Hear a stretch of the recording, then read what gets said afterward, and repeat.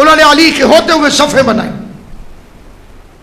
اور کسی کو آگے کھڑا کیا اور نماز تراویح پڑھنا شروع کر.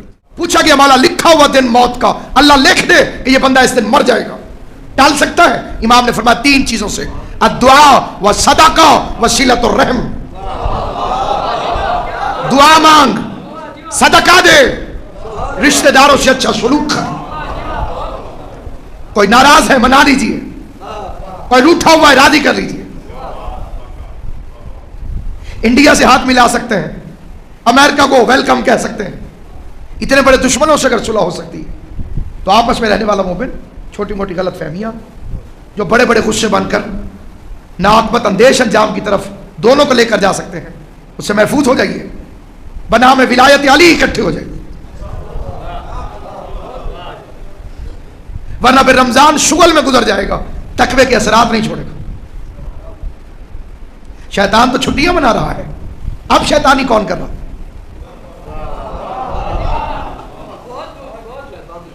شیطان چھٹیوں پر ہے، 1 مہینے کے لیے قید ہے. شیطانی پھر نہیں رکتی. یہ اسلام آباد میں پولیس کی غلطی تھی، صحافیوں کی غلطی تھی، سیاستدانوں کی غلطی تھی کہ وکیلوں کی غلطی تھی؟ شیطان تو قید میں ہے.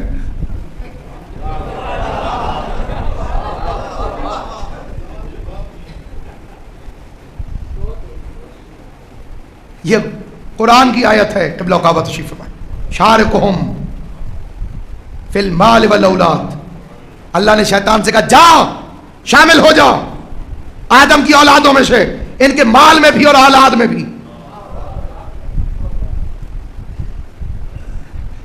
اکثر اولاد شیطان کی ہیں، شریک ہے مال میں بھی اولاد میں بھی. امام صادق سے پوچھا گیا بحار الانوار جلد نمبر 43، مولا کیسے پتہ چلے کہ کون شیطان کی اولاد ہے اور کون انسان کی اولاد ہے؟ فرمایا پہ حب نو، اگر کسی کے دل میں ہماری محبت دیکھو تو اپنے باپ کا بیٹا ہے، ہمارا دشمن نظر آئے تو سمجھو شیطان کی اولاد آ رہی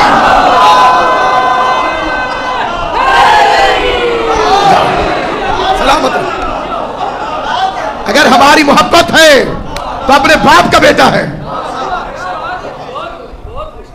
امام باقر کی حدیث ہے ان الحجاج کان ابن الشیطان. حجاج شیطان کا بیٹا تھا، اس لیے ہمارے شیعوں پہ دشمنی کرتا تھا، اس لیے ہمارے شیعوں کی مخالفت کرتا تھا. تو اس کی بھی اولاد نہ.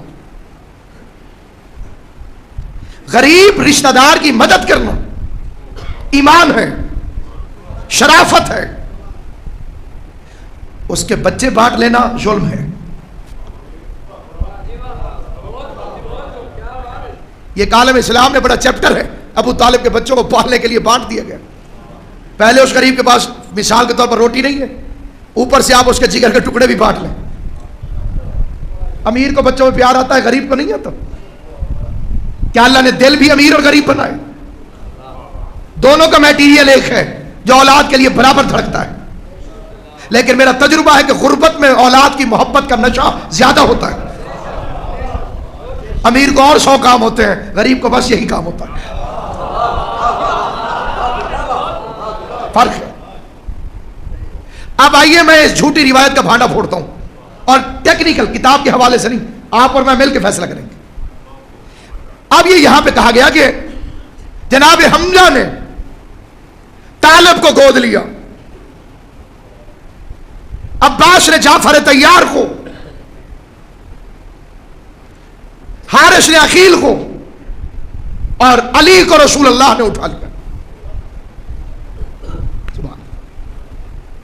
یہ تقسیم بنائی گئی کہ علی اس لیے ساتھ نہیں تھے کہ وسیع تھے. تھوڑی سی بات خشک ہو جائے تو توجہ فرمائیے. آئیے ذرا میں آپ ان حضرات کی عمریں آپ کو بتا دوں تاکہ ساری بات کلیئر ہو جائے. شادی ہوئی جناب فاطمہ بنت اسد اور جناب عمران کی. پہلا بیٹا پیدا ہوا طالب. طالب کے 10 سال بعد عمران کا دوسرا بیٹا پیدا ہوا عقیل. جناب عقیل کے 10 سال بعد جناب جعفر طیار. ان میں جو گیپ ہے وہ 10 سال کا ہے.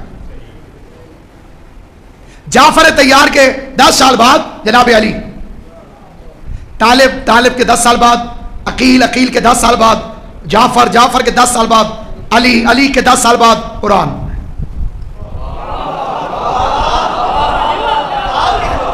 اور مجھے خطرہ تھا کہ آپ گم ہو جائیں گے. یا علی بیٹے کہا کرو، داد نہ دیا کرو، یا علی کہا کرو، تبھی تم پڑھو گے تو لوگ یا علی کہیں گے. ٹھیک ہے سب؟ بڑے ادب سے توجہ چاہتا ہوں. 10 سال کا گیپ. جب علی 5 سال کے تھے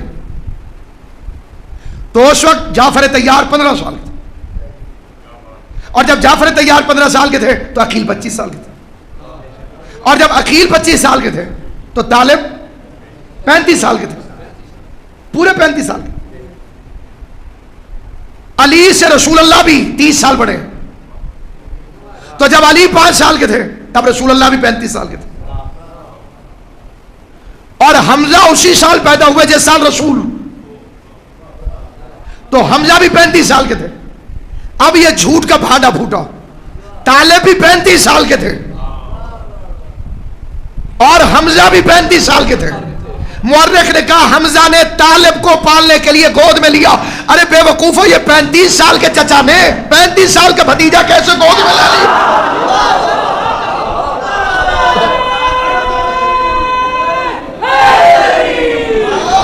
اور ہے کہ نہیں؟ چچا بھی 35 سال کا، بھتیجا بھی 35 سال کا. 35 سال کا چچا 35 سال کے بھتیجے کو پالنے کے لیے گود میں لے رہا. رئیس بلد، صاحب ثروت، شریک تجارت خدیجہ، ڈیم ایجاد کرنے والا جناب عمران، زراعت بنی ہاشم کی. غریب ہوتے تو سارے حاجیوں کو کھانا نہ کھلاتے.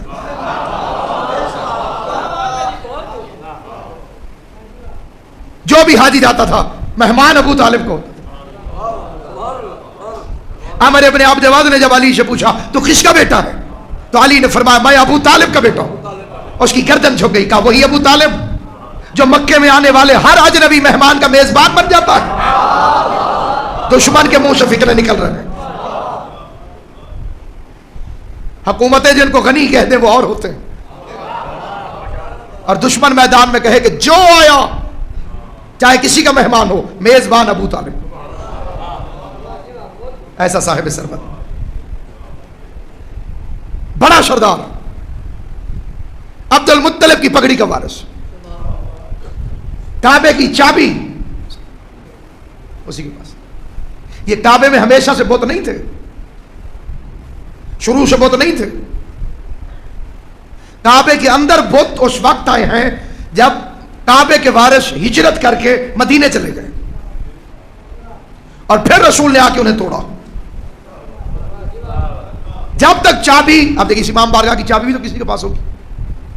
خدا نخواستہ اس کے اندر سے چرس نکل آئے تو ذمہ دار کون ہے؟ جس کے پاس چابی. تو کعبے کی چابی ہوتی تھی ابو طالب کے پاس. اندر بت ہو تو ذمہ دار علی کا باپ ہے. اندر بت تھے ہی نہیں، تب آئے جب ہجرت ہو گئی. یہ ساری کارسازیاں ہجرت کے بعد تفصیل سے زیادہ نہیں پڑھوں گا کہ یہ لمبی نہ ہو جائے. آمدن برسر مقصد سامعین گرامی، مکے کا شہر اور اس میں وسیع ہونے کے لحاظ سے علی نہج البلاغہ میں فرماتے ہیں مجھے رسول نے ایسے پالا جیسے طائر اپنے بچے کو پالتا ہے. جانور نہیں، طائر. کتنی حکمت ہے علی کے پیار، کیسے بھائی، کتنی حکمت ہے علی کے پیار. جانور میں اور پرندے کے اپنے بچے کو پالنے کے انداز میں فرق ہے. جانور دودھ پلاتا ہے، بکری نے کچھ کھایا، اس کے جسم کے اندر گیا، مختلف حالتوں میں تبدیل ہوا، پھر دودھ بن کر آیا، پھر غذا بنا.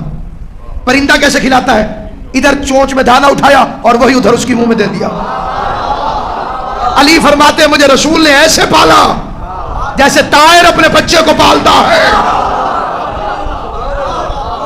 مجھے اس طرح سے پالا، اور میں اونٹنی کے بچے کی طرح رسول اللہ کے پیچھے پیچھے چلتا تھا. کتنی عجیب بات ہے. لوگ کہتے ہیں رسول کا سایہ نہیں تھا. کبھی رسول سے 2 قدم پیچھے مڑ کے دیکھو تو علی سایہ بن کے چل رہا ہے کہ نہیں چل رہا؟ کیا خیال ہے؟ علی رسول کا سایہ ہے. وہ ایک دن کافر اکٹھے ہو گئے, انہوں نے میٹنگ کی, انہوں نے کہا دیکھو بھائی, کوئی ایک جا کے بڑا مارے گا تو بنی ہاشم بدلہ لیں گے, بچہ لوگ اکٹھے کرو, چھوٹے چھوٹے بچے بلاؤ اور انہیں اکٹھا کرو, اور ان سے کہو کہ جب رسول آئے تو وہ پتھر مارے. 2-3 بچوں نے بدتمیزی کی رسول اللہ سے, اور حضور علیہ السلام آئے اپنے چچا عمران کے پاس, کیا ہے چچا, کافروں کے بچے مجھے تنگ کرتے. اب غریب ہوتا تو ان کے دروازے پہ جاتا, سردار تھا, سب کو بلایا.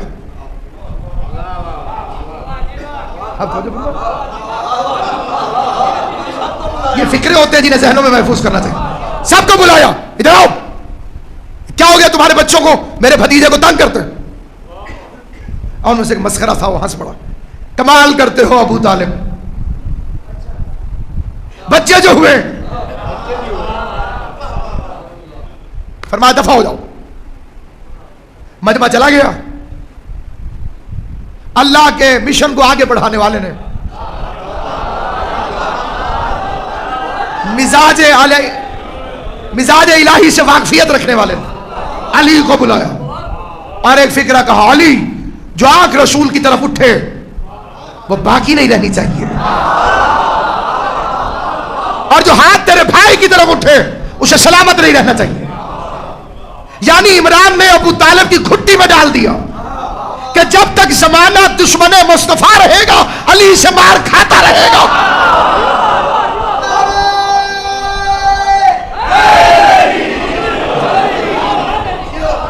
علی نے کھجوریں منگائی اور کھجوریں کھانے لگے. کھجوریں کھاتے تھے اور گٹھلیاں جیب میں. لوگ سمجھتے تھے بچے کا کھیل ہو رہا ہے, کیا خبر کہ حفاظت محمد کا اسلحہ اکٹھا ہو رہا ہے. اب دیکھیے, 1-2 بچوں کو روکنا بڑا آسان ہے, 5-7 بچوں کو روکنا بڑا آسان. یہ پلاننگ تھی کافروں کی, بچوں کو بھیجو, اگر یہ کاؤنٹر کریں, دوبارہ ماریں, کسی بچے کو موڑ کے ماریں تو ہم کہیں گے دیکھا معاذ اللہ مجنون ہے, بچوں کو مارتا ہے. اور بچے اس کو زیادہ چڑھ کے مارتے ہیں جو ان کو مارے. کوئی دیوانہ گزرے نا تو وہ پیچھے سے اینٹ اٹھا کے بچے آئے اور وہ ان کو مار دے تو وہ پیچھے دوڑ پڑے. پلاننگ تھی پوری, ادھر سے یہ چلے اور ادھر سے علی چلے. بچوں نے گستاخی کی کوشش کی, علی نے زبان سے سمجھایا, نہیں رکے, پھر سمجھایا, نہیں رکے.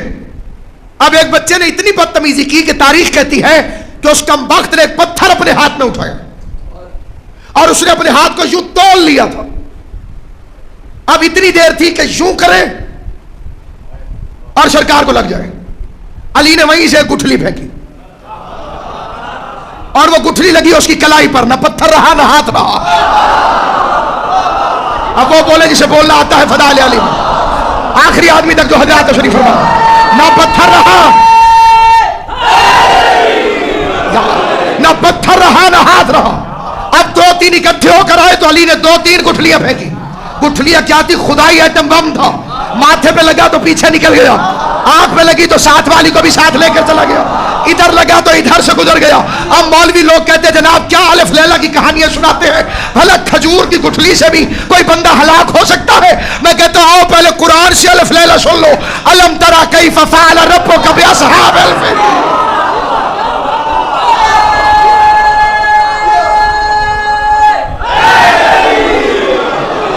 تم نے نہیں دیکھا ہم نے ہاتھی والوں کے ساتھ کیا کیا؟ کنکریوں سے لشکر مارا جائے تسلیم, ید اللہ کی گٹھلی سے کافر کا بچہ ہلاک ہو جائے تو شک. اندھے لولہے لنگڑے کانے مستقبل کے رضی اللہ.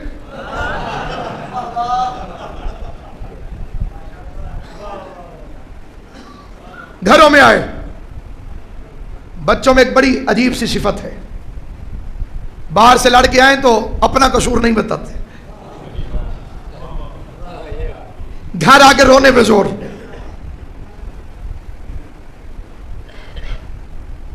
اور قبلہ مولانا صاحب ایک رپورٹ ہے ایشیا کے بارے میں, وہ ادھر کے لوگ، یورپ کے لوگ کہتے ہیں کہ یہاں کی ماں گنگی ہے، حق نہیں مانگتی، ساری زندگی روٹیاں پکا رہی ہے، کپڑے دھو رہی ہے، برتن دھو رہی ہے. میں تفصیل نہیں بتاؤں گا اس بات کی، لیکن یہ ایک بین الاقوامی رپورٹ، بیچاری چپ رہتی ہے اور گھس جاتی ہے ایک گھر میں. لیکن آپ گواہی دیجئے کہ یہ جسے امریکہ اور یورپ والے گنگی کہتے ہیں، انڈیا پاکستان کی عورت، یہ بھی اپنے بچے کے حق کے لیے گلی میں نکلتی ہے کہ نہیں نکلتی؟ اب آپ خود سوچئے جب یہاں والی باہر نکل آتی ہو تو عرب والی جو میدانوں میں برگیڈ بھی سنبھال لیتی ہو، انہیں اگر بچے کا حق مانگنا پڑا ہوگا، آئی ہوگی کہ نہیں آئی؟ اور پھر عورتوں کی عادت ہوتی ہے کہ اگر بچہ زخمی ہو جائے تو اپنے پیر کو پکارتی ہے. پھر آپ ذرا آہستہ ہو گئے، پکارتی ہے کہ نہیں پکارتی؟ مسلمان ہوگی تو کیا کہے گی؟ یا اللہ بدلہ لے. عیسائی گاڈ میری، ان کو پکاریں گے. ہندو ہو تو اے رام. اب وہ عورتیں بھی پکار رہی تھی، اے لات، اے منات، اے حبل، اے عزا، علی سے بدلہ لو. اور وہ کمینے اپنی بے زبانی میں کہہ رہے تھے شکر کرو ابھی علی کا رخ تمہاری طرف ہے، جس دن رخ ادھر ہوا اس دن ہماری بھی کوئی خیر نہیں.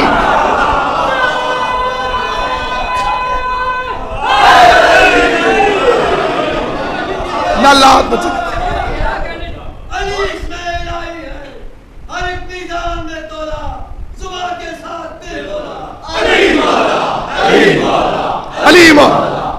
نعرہ حیدری آباد و شاد و سلام. جیسے رخ ادھر ہوا. اب آپ اس پٹائی کو معمولی نہ لیجیے، سرسری نہ گزریے. عام آدمی کا بچہ مار کھا کے آئے تو تاثرات مختلف ہوتے ہیں، پہلوان کا بچہ مار کھا کے آئے تو اس کی پوزیشن کچھ اور ہوتی ہے. اور پہلی دفعہ پہلی لڑائی میں اگر مار کھا کے آ جائے تو پہلوان لوگ سمجھتے ہیں کہ اب یہ ساری زندگی پیٹے گا. جو ان کے دلوں پہ چھریاں چلیں وہ صرف وہی جانتے ہیں. بیویوں نے کہہ دیا کھانا نہیں ملے گا جب تک ابو طالب سے پوچھ کے نہیں آؤ گے کہ تمہارا بچہ کیا چاہتا ہے. ایک ایک کافر، ایک ایک باپ ہاتھ پکڑ کے کوئی اندھے کو لا رہا ہے، کوئی لنگڑے کو لا رہا ہے. پہلا بندہ ابو طالب کی بیٹھک میں داخل ہوا. منظر عجیب ہے، خاک پر فرش بچھا ہے، تکیے لگے ہیں. سردار عرب مہمانوں کے ساتھ تشریف فرمائے. پہلا سوالی زخمی کو لے کر آیا. دبدبہ عمران سے جرت نہیں ہوئی کہ شکایت لگا سکے. تاریخ ہے، عمران کا دبدبہ تھا، ہیبت تاری تھی. گھر سے آیا شکایت، اور بیوی کا خوف ہی، سامنے عمران ہے. عمران کے خوف سے بولا نہیں اور بیوی کے خوف سے آ گیا. اب کھڑا ہے، کیسے آئے ہو؟ سلام کرنے. عمران اپنے مہمانوں میں مصروف ہو گئے. اتنے میں دوسرا کافر ہے اور اس نے اس سے پوچھا کیوں آئے ہو؟ تو اس نے زخمی بچے کی طرف اشارہ کیا. یہ 50-60 اکٹھے ہو گئے اور ایک دوسرے سے اب میٹنگ ہو رہی ہے. تم کیوں آئے؟ یہ بیچارہ آنکھ سے یہاں ٹوٹ گئے. اب اگلا سوال، کس نے مارا؟ اب وہ بچے بتاؤ، اسے بتاؤ، چچا کو بتاؤ کس نے مارا؟ علی نے. کیا منظر ہوگا وہ، 50-60 بچے اور ہر ایک کے منہ پر علی علی علی علی. اب ایک سمجھدار بھی تھا ان میں، وہ آگے بڑھا اور کہا بچوں ادھر آؤ ادھر آؤ ادھر آؤ ادھر آؤ، غلطی نہیں کرنا، صحیح سے بیان دینا، ٹھیک ٹھیک. کس نے مارا؟ سب نے کہا چاچو علی نے مارا. بڑی توجہ میں جدھر لے کے جانا چاہتا ہوں، علی نے مارا. اب اس نے بڑا سمجھاتے ہوئے کہا نہیں، سکون سے، اطمینان سے، آرام سے سنو، آرام سے. محمد بھی مارتے تھے؟ نہیں، وہ تو چپ کر کے کھڑے تھے. کافر کی سوچ بہت تیز ہے. ابو طالب آ گئے تھے مارنے؟ نہیں، علی نے. بے وقوف ہو تم، 70-80 وہ اکیلا ساروں کو علی نے کیسے مارا؟ تو سارے بچے مل کر کہنے لگے یاد رکھو ہم مشرک ضرور ہیں، تمہاری اولاد ضرور ہے، لیکن جو منظر آنکھوں سے دیکھا وہ بھی نہیں بھولیں گے۔ جو مشرق میں بھاگا اس کے پیچھے بھی علی تھا، اور جو مغرب میں بھاگا اس کے پیچھے بھی علی تھا۔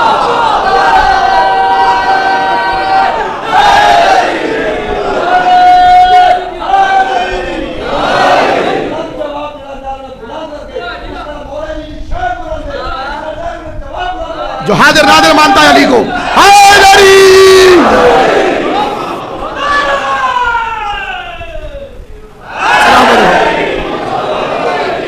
یہ زبان نہیں بولتی، ماں کا مقدس دودھ بولتا، یا علی لہو کی شرافت سے نکلتا۔ مشرکوں کے چھوٹے چھوٹے بچوں کو سمجھ میں آ گیا علی حاضر بھی ہے نادر بھی ہے۔ بڑے بڑے مولویوں کو سمجھ نہ آیا کہ علی حاضر نادر ہے کہ نہیں۔ اب 50-60 ہو گئے تو جرت ہو گئی کہ اب ابو طالب سے شکایت لگا سکتے۔ ان کا ایک سفیر بنا، ابو طالب کیا ہوا؟ یہ بچے زخمی ہو گئے، مرہم پٹی کرواؤ، پٹی ہو جائے گی تو زخم کیسے نظر آئے گا؟ آپ کو پتہ ہے جتنے ٹیلی ویژن پہ آئے ہیں سیاستدان، انہوں نے پٹیوں کے بغیر اپنے زخم ویڈیو والوں کو، کیونکہ اگر پٹی اوپر آ جائے تو کیسے پتہ چلے؟ اب آپ بھی تو بدگمانیاں کرتے ہیں نا، خالی پٹی ہوگی تو کہیں گے ڈرامہ ہے اندر کچھ نہیں ہے۔ انہوں نے بھی کہا جناب ہم نے پٹی وٹی نہیں کروائی، ہم پہلے دکھانے آئے ہیں کہ عمران کو دکھائے یہ علی نے کیا کیا، کیا کر دیا علی۔ یہ فکر سنے تو عمران مسکرائے اور انہی کا بھیجا ہوا پتھر واپس پھینکا، کہا علی کی شکایت کرتے ہو، بچہ جو ہوا۔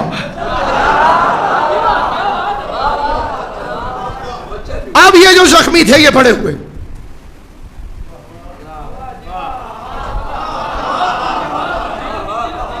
علی کی دشمنی تو بچپن میں وہ ضمیر میں گوندھ گئی، مطلب بچپن کی لڑائیاں جوانی کے بغض بن جاتے ہیں۔ اب ابتدا میں یہ لڑائی ہو گئی تو علی کی دشمنی کا بیج پڑ گیا۔ اب میں تیزی سے گزروں گا، آپ دیکھیے گا بزرگوں سے دعا لے کے، بیج پڑ گیا علی سے دشمنی کا۔ یہی کافر بڑے ہوئے رسول نے نبوت کا اعلان کر دیا۔ ان زخمیوں نے چاہا کہ نبی کو رات میں بستر پہ قتل کر دیں، نبی چلے گئے اور اسی بستر پر آ کر علی سو گئے۔ پہلے بغض کا بیج صاحب کوپل نکل آئی۔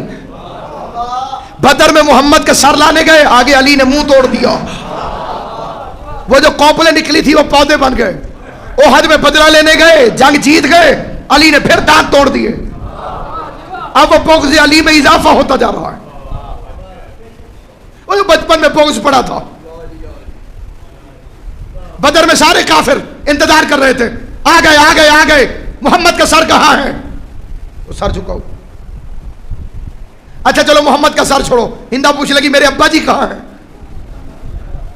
انہوں نے کہا علی نے مار دیا، میرا بھائی علی نے مار دیا، میرا چچا جات علی نے مار دیا۔ اب پھر علی کی دشمنی، پھر علی کا بغض، بدر میں مار، احد میں مار، خندق میں مار، حنین میں مار، یہ تھی تلوار والی مار۔ اور دوسری علی کی دھار چل رہی تھی فضائل والی مار۔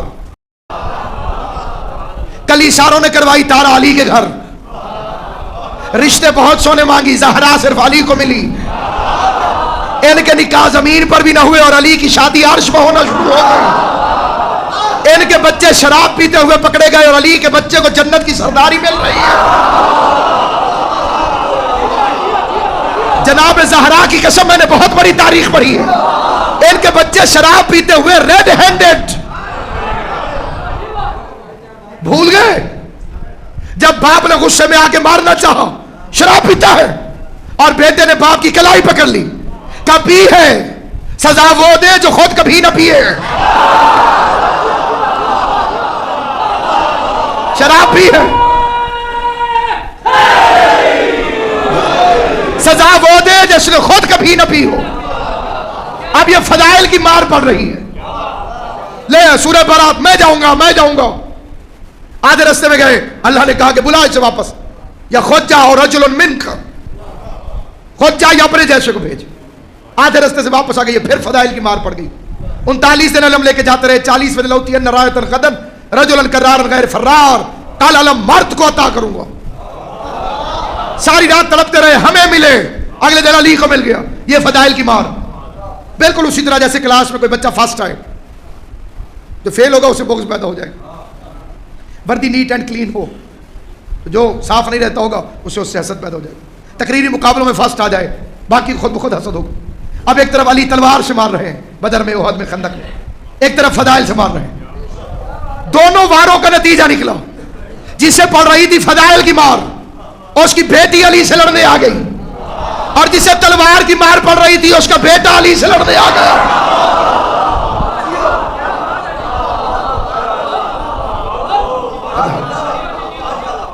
اور پڑھو علی کا بیان. فرماتے ہیں اگر دین نہ ہوتا، علی فرماتے اگر دین نہ ہوتا تو ابو طالب کا بیٹا دنیا کا سب سے چالاک آدمی ہوتا. علی کو دین کا خیال ہے، علی دین چاہتا ہے. یہ تخت خلافت پر بیٹھے اور پہلا سرکاری آرڈر علی کی طرف سے، پہلا آرڈر سرکاری حکم، میں شام کے گورنر کو معطل کرتا ہوں.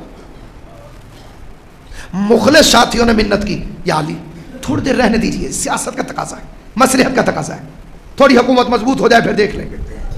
سنو گے علی نے کیا جواب دیا؟ فرمایا حکومت عادل کے ساتھ، ورنہ گوشہ نشینی.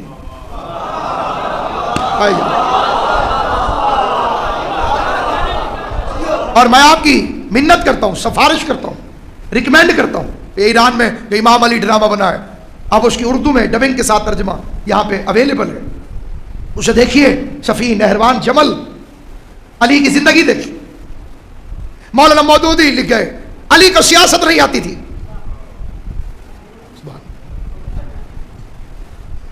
افطاری کی دعوت پہ آپ مجھے بلائیں کہ مولانا آپ ہمارے پاس افطار کیجیے. یہاں افطار کا ٹائم کیا ہے؟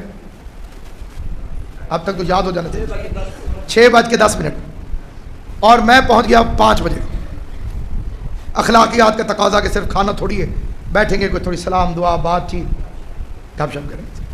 5 بجے پہنچ گیا. 1 گھنٹہ 10 منٹ رہتے تھے. روزے سے تھا، میرے ساتھ 2-3 اور حضرات تھے، انہیں بھی روزہ تھا. سارے ہم سکون سے بیٹھ گئے.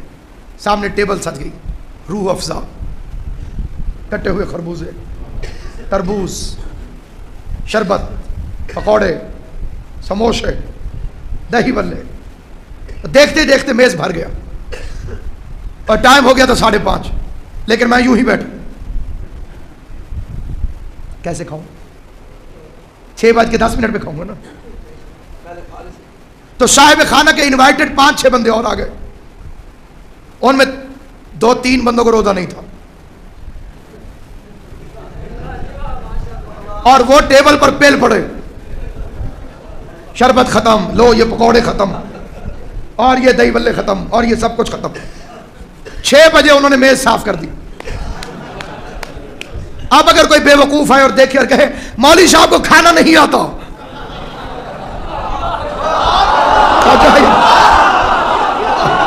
صاحبان عقل کی توجہ چاہتا ہوں. علی کے بارے میں بھونکنے والوں، کہ علی کو سیاست نہیں آتی تھی، تم نے جو یہ بے دین کتے چھوڑ دیے تھے، انہوں نے نوچا دین اسلام. یہ علی کو اقتدار ملا، لیکن یہ کوئی تجربہ کامیاب نہیں ہوا. تو علی سے پہلے تم نے کنہیں بٹھایا ہوا تھا، جنہوں نے خود پڑھی نہ پڑھنے کے لیے حکم دیا، نہ روزہ رکھا نہ رکھنے کے لیے حکم دیا، جو مسجدوں میں تماشے کراتے تھے، جو قرآن کے ساتھ مذاق کرتے تھے. اب ان پر آیا علی جیسا حکمران، تو وہ نے سوٹ ہی نہیں کیا. اٹھ کھڑے ہوئے علی سے لڑنے کے لیے. کوئی ادھر سے اٹھ کھڑا ہوا، کوئی ادھر سے اٹھ کھڑا ہوا، کوئی ادھر سے اٹھ کھڑا ہوا. کائنات کے سب سے ذہین ترین انسان تو علی ہے، کہ جو اتنا سروائیو کر لیا، جس کا پیغام آج پہنچ گیا. اور آج علی کا علم ان جاہلوں کی موت ہے. یہ فلاں علی کے برابر، فلاں علی کے برابر، تو لاؤ کون سی صفت ہے جس میں علی کے برابر؟ تخت وہ تو فرعون کے پاس بھی تھا، خزانہ وہ تو قارون کے پاس بھی تھا، تلوار وہ تو نمرود کے پاس بھی تھی.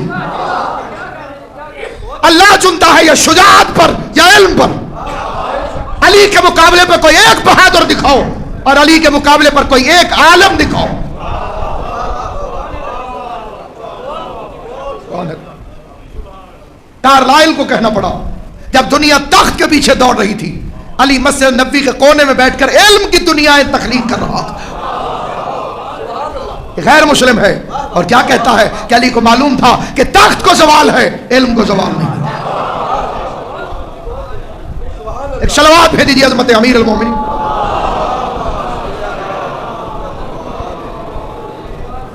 کتنا دلچسپ پہلو ہے کہ وہ کسی میدان جنگ میں بھی شہید ہو سکتا تھا، مسجد میں ہوا. سبحان اللہ. قضا نے وار کیا بھی تو پشت سر سے کیا.